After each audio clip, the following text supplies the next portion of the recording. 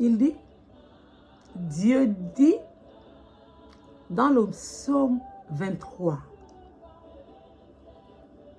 il dit dans son premier verset, il dit, l'Éternel est ton berger, tu ne manqueras de rien. Il dit qu'il est ton berger et que tu ne manqueras de rien. Il est le berger et tu es la brebis. Tu entends bien? Il est le berger et tu es la brebis. Quel est le rôle du berger? C'est de conduire la brebis. La brebis est soumise au berger. Quand elle semble se perdre, c'est le berger qui ramène la brebis. Il dit non, pas de ce côté, avec son bâton. Ça, c'est notre Dieu. C'est Jésus. C'est le Saint-Esprit. Il dit, tu ne manques de rien. Parce qu'il est celui qui pourvoit du matin au soir. Lorsque tu te lèves le matin, comment fais-tu pour te lever le matin? Comment sors-tu de ton sommeil? Quelle est la capacité que tu as de faire quoi que ce soit de toi-même? Tu ne peux pas lever le pouce sans lui. Tout ce que tu fais, le mouvement et l'être, viennent de lui. Il pourvoit à tes besoins.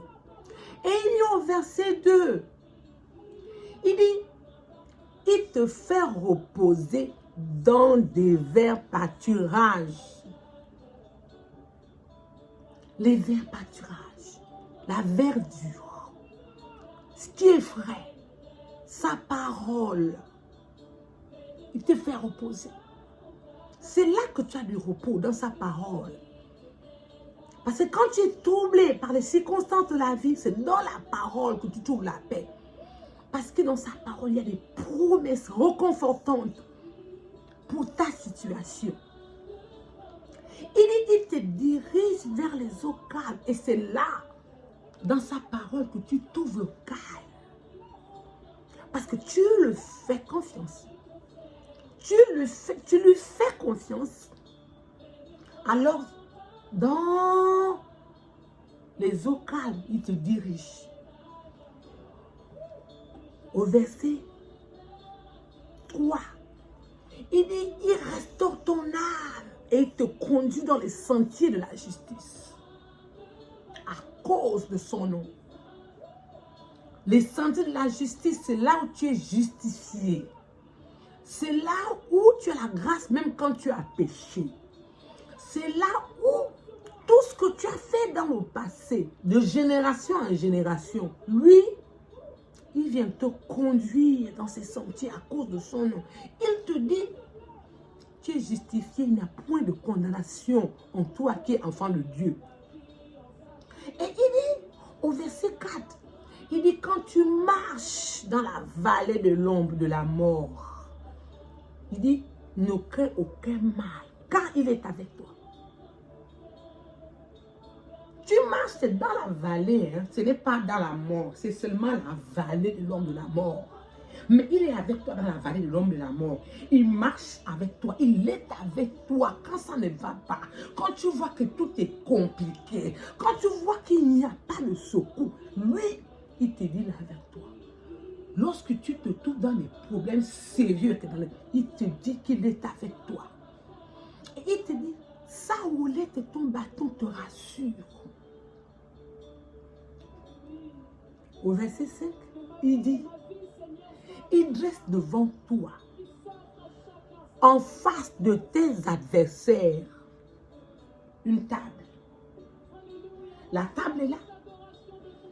Les adversaires sont là.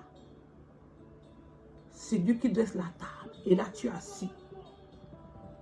Devant tes adversaires, Dieu lui-même a dressé la table. Hey! Ma chère, mon frère, Dieu a dressé une table devant tes adversaires. Et là, il dit, il doit huile ta tête. Devant tes adversaires, lorsqu'il a dressé la table, et c'est là qu'il huile ta tête. Ah, my God. Il dit,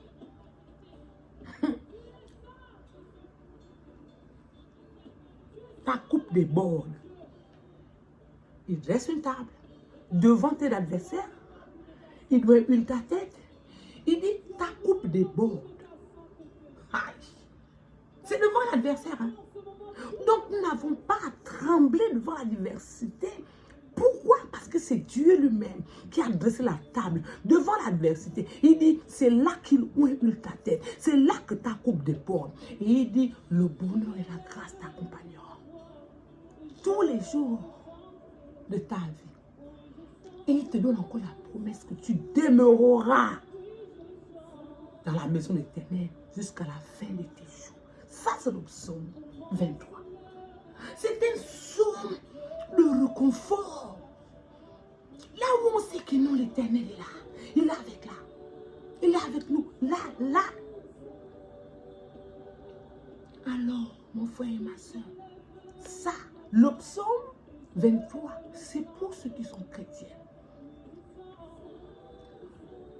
C'est là où tu sais que il a dit que tu ne manques de rien. Parce que il dit, lorsque tu pries, quel que soit ce que tu demandes, si tu demandes en croyant qu'il t'a écouté et que tu as prié selon ta volonté, la chose que tu as demandé, il t'a déjà donné. Tu l'as déjà reçu dans la foi. Et il dit, tout ce que tu demandes sur cette terre est déjà dans le ciel. Tout ce que tu demandes au nom de son Fils Jésus-Christ, il te le donne. Donc, il dit, tu ne manques de rien. La foi est toute chose.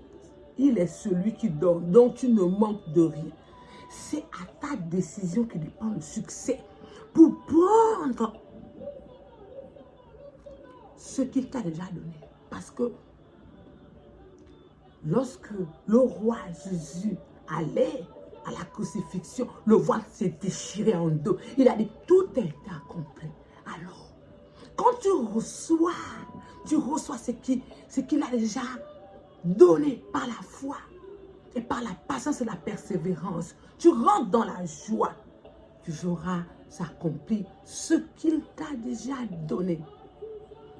Et ça, c'est pour ceux qui sont chrétiens. Et ceux qui n'ont pas chrétiens, ils doivent passer par le salut. Car il a dit dans Jean 3,6, il a dit que Dieu a tant aimé le monde qu'il a donné son Fils Jésus-Christ, afin que quiconque croit en lui ne périsse pas, mais qu'il ait la vie éternelle. Alors, mon frère et ma soeur, toi qui n'as pas encore Dieu, prends ton Romains 10, au verset 9, fais ta confession. Tu peux la faire toi-même, à la maison. Tu confesses le Seigneur Jésus-Christ comme ton Seigneur et Sauveur. Reconnais de ton cœur et confesse-le. Et qu'il est mort et que Dieu l'a ressuscité dans les morts. Tu fais cette confession, tu es sauvé. Et quand tu as fait cette confession, cherche une église. Là, la parole de Dieu est enseignée avec perfection. Et grandis. Grandis dans la présence de Dieu. Il a dit, reviens bientôt. Il a dit, il reviendra comme un voleur. Il n'aura pas averti. Comme au temps de Noé, il est le temps de repartir à Dieu. Le temps de rentrer dans la repentance, toi qui n'as pas encore le Seigneur. Alors, c'était juste un coucou ce soir pour vous dire combien de fois l'Éternel vous aime. Il cogne à ta porte. Il veut souper avec toi et toi avec lui. Alors, C'était juste un petit message pour vous dire combien de fois. Moi aussi, je vous aime. Alors, ne manquez pas de déclencher la sonde de notification pour la prochaine vidéo. I love you all.